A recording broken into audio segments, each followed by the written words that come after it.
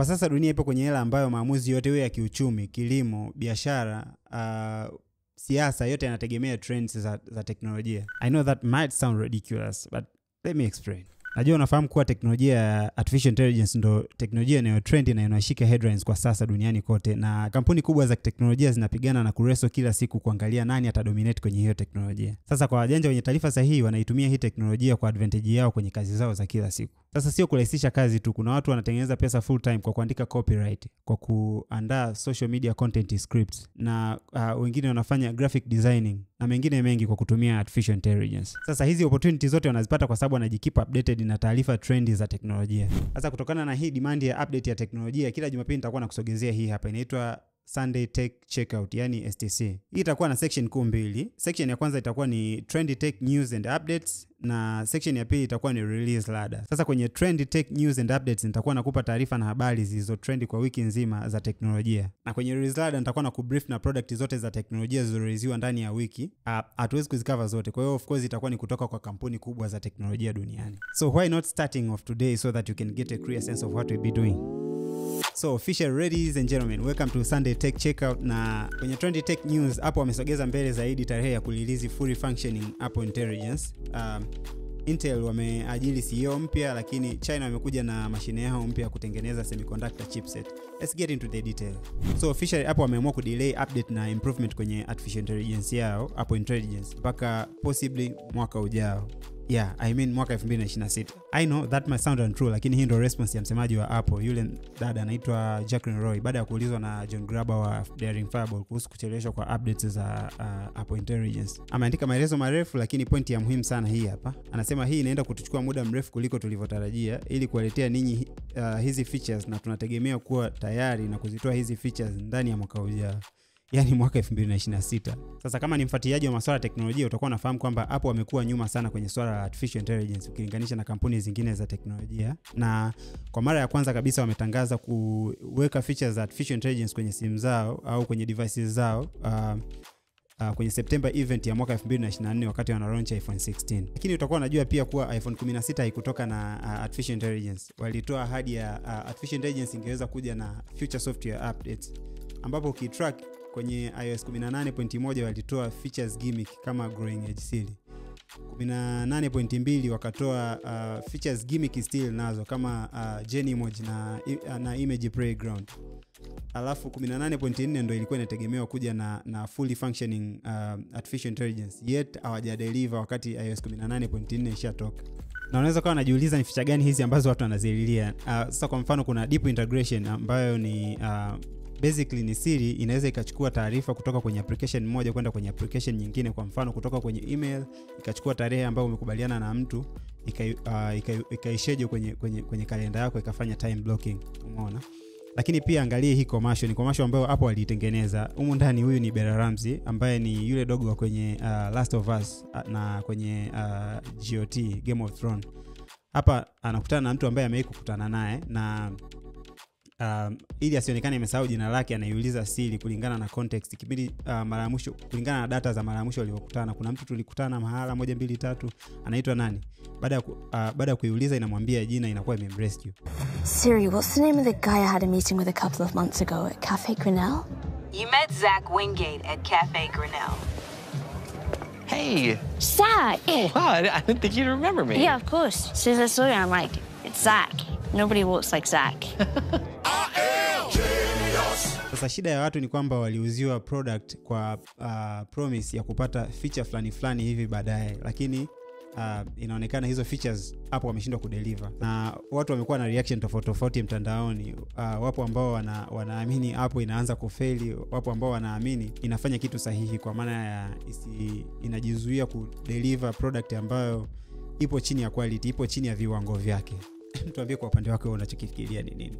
So tech update ya pili ni kwamba Intel wamemwajiri Lee Butan kama CEO mpya. Na in case ya ujui, Intel ni semiconductor manufacturing company ambayo iko based Marekani, ambayo kati ya miaka 2010 ndio ilikuwa dominant kwenye semiconductor manufacturing, na ni moja kati ya kampuni ambazo zimepa heshima Silicon Valley. Na kama bado hujanielewa mpaka hapo, ni angalia kompyuta yako, iwe Dell, iwe HP, iwe Lenovo, iwe MacBook, iwe iMac, especially kwa hizi za Apple kama iko manufactured kuanzia mwaka 2019 kurudi nyuma, utakuta ina processor ya Intel ambayo ndio hii kampuni ambayo ninaiongelea. So tangia miaka 2010 hii kampuni ina face challenge.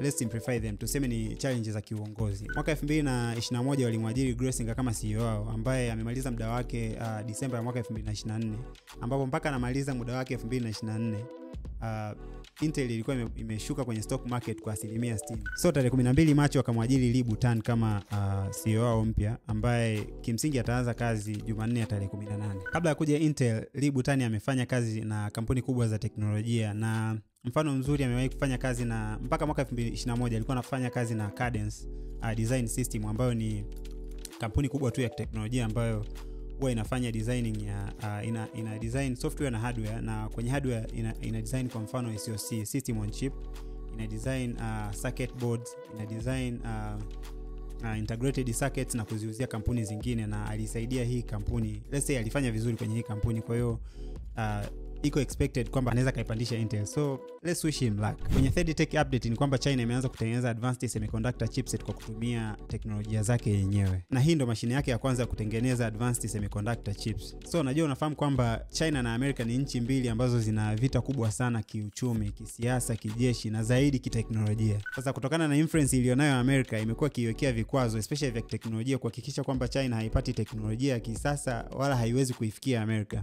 Sasa ku overcome hilo, China wamekuwa kijitahidi sana kutengeneza product zao wenyewe. Sasa moja kati ya hivyo vikwazo ambavyo Amerika imeviweka ni kuzuia China isifanye biashara na kampuni yoyote ile duniani. So Amerika imezuia kampuni nyingi za teknolojia duniani zisifanye biashara na China wala kampuni za Kichina kama Huawei. Ukija kwenye semiconductor chips, hizi ni muhimu sana kwenye kutengeneza vifaa vya electronics kama simu, kompyuta na vitu vingine. Kwa hiyo bila hivyo basically nchi au kampuni zilizopo ndani ya nchi haziwezi kutengeneza vifaa vya teknolojia. Ndio maana China na kampuni zake za ndani vikaamua kufanya research na kutengeneza mashine zake za kutengeneza semiconductors zenyewe bila kutegemea nchi zingine za nje. Sasa tutakuwa najiuliza kwamba kama China walikuwa hawana uwezo wa kutengeneza semiconductor chips za kisasa, Huawei walikuwa nawezaje kutengeneza simu? Ukiongelea semiconductor chipset, size yake ndio inadetermine uwezo wake. Size ikiwa ndogo ina maana uwezo wake ni mkubwa. Kwa mfano 3 nanometer chipset ina uwezo mkubwa kuliko 5 nanometer chipset, na 5 ina uwezo mkubwa kuliko 7 ina uwezo mkubwa kuliko 14 and 15 and so on. Sasa kwa China kwa sasa hivi teknolojia ilionayo ina uwezo kutengeneza mpaka 7 nanometer chipset. Kwa hiyo hii mashine mpya walio design itawapa uwezo wa kutengeneza mpaka 5 nanometer chipset.